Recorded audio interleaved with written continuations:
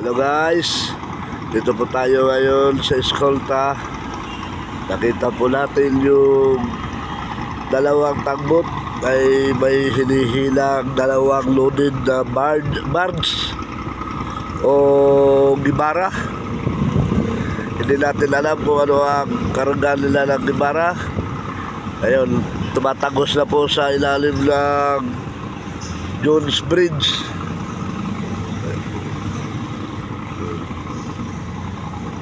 Ayan po yung Manila Post Office at saka yung mga dinarayo ngayon pasyalan.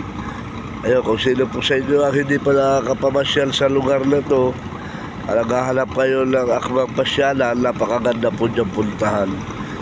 Yan po yung Esplanade, Manila Esplanade ng Pasig River. Para kayo nasa Europe yan kapag gabi.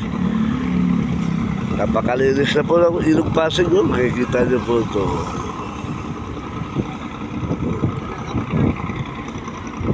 Barge.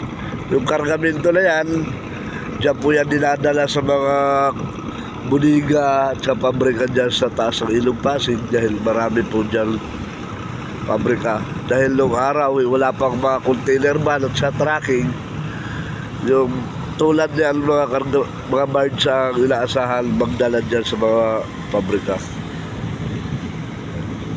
Ngayon may mga makabago, pero bagamat may mga makabagong pinagkakargahan, nagagamit pa rin ang barge dahil pagmaramihan naman talaga yung karga dyan.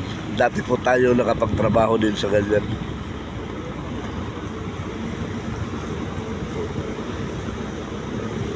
Ito po yung makasaysayan tulay ang Jones Bridge. Ayan. Napakaganda po yan. Ayan. Yan.